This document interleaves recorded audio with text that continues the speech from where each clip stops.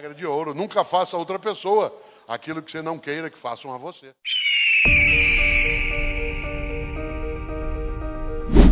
Uma das coisas mais belas que vem à tona é quando nós pensamos numa expressão trazida um dia por um grande rabino judaico chamado Rabino Hillel. Rabino Hillel, século I, uma das pessoas que mais influenciou o pensamento daquilo que é a formação original do cristianismo.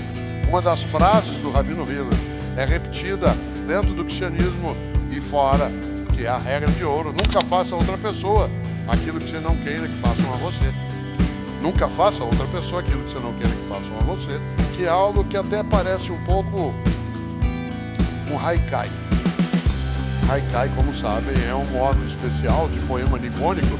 Pessoas como nós, que nascemos em Londrina, minha cidade de origem, eu moro em São Paulo há 55 anos, mas eu sou caipira.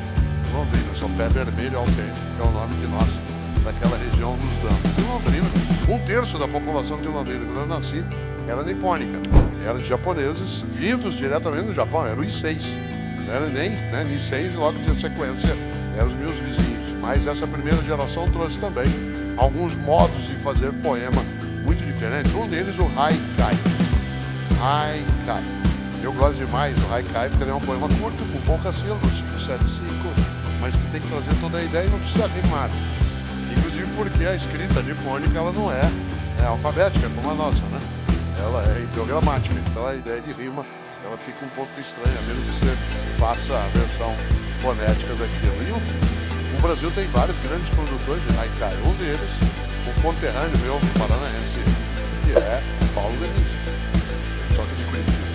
Leminski, que infelizmente morreu jovem, em 1989, e deixou uma obra maravilhosa. Leminski tem haikais e hoje um deles está muito atual. Escreveu um dia: tudo que li me irrita quando ouço Rita Lee. Ó, tudo que li me irrita quando ouço Rita Lee. Outro do grande, genial, especial Leminski: pra que cara feia? Na vida ninguém paga meia. Pra que cara feia? Na vida ninguém paga meia. Dizendo de outro modo, como a gente diz na roça: ou senta e chora, ou levanta e enfrenta.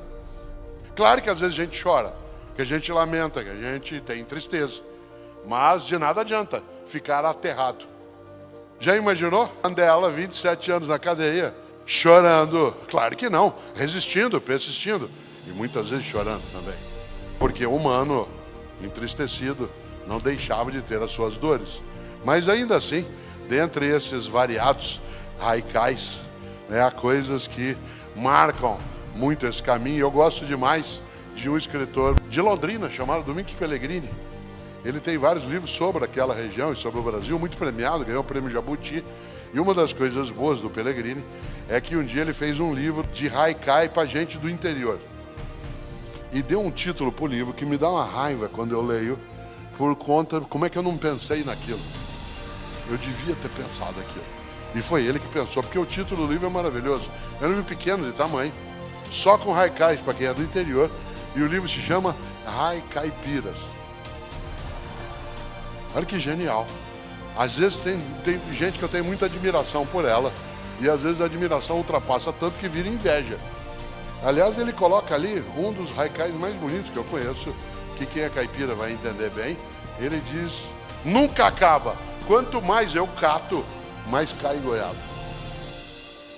Essa vida intensa que vai diretamente. E aí, quando eu lembro das coisas que o mundo do interior pode trazer, e ao mesmo tempo aquilo que é o nosso caminho de pensar, como é que a gente ganha vida? Como é que você e eu temos o nosso propósito? Será que o propósito do menino Cortella, Mário Sérgio, que é o meu primeiro nome, nascido em Londrina, era fazer o quê? Claro, uma das coisas que eu sempre tive como intenção foi a parte de contato, de comunicação, mas eu me tornei professor. O ano que vem eu vou fazer 50 anos de magistério, meio século. Eu comecei a dar aulas quando eu estava no 2º ano da universidade, fazendo filosofia.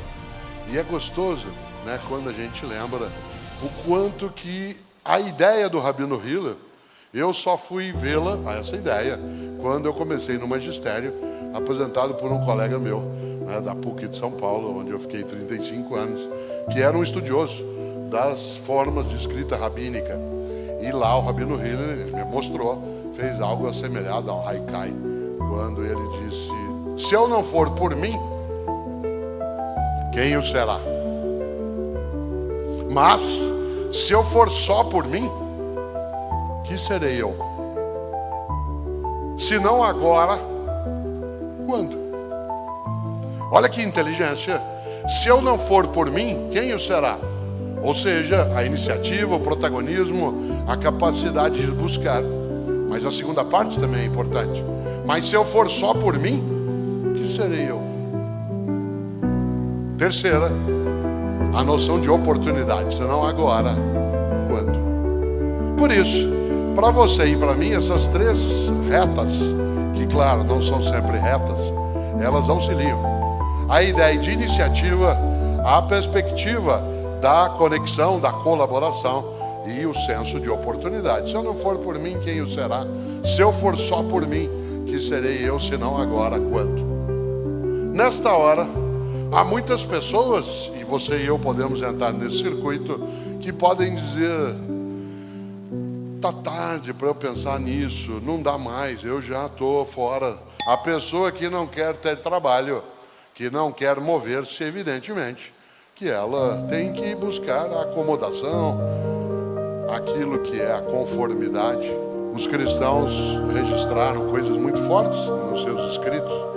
E eu digo isso lembrando algo que você sabe. Tanto faz se você tem religião ou não, e se ela é cristã ou não, religião é uma coisa privada. Mas algumas lições que nos vêm de pensadores ligados ao mundo das religiões. E os cristãos têm um relato da sua história e trajetória que está consignado nos evangelhos. Os três sinóticos, que contam um pouco a história de Jesus, e o evangelho mais filosófico, que é o evangelho de João. Tem um conteúdo mais teológico, né, mais teórico, digamos. Pois bem, um dos evangelhos sinóticos, que é o evangelho de Marcos, e eu digo de novo, tanto faz se você tem religião ou não, ele traz uma frase atribuída a Jesus que é marcante para a gente pensar, e ela tem de ecoar. Lá no capítulo 8º do evangelho de Marcos, versículo 36, há o registro de uma fala de Jesus que é: de nada adianta uma pessoa ganhar o mundo se ela perder sua alma.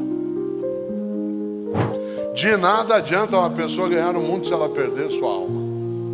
A alma está aí no sentido de identidade, daquilo que é a tua natureza, no sentido de marca aquilo que é você.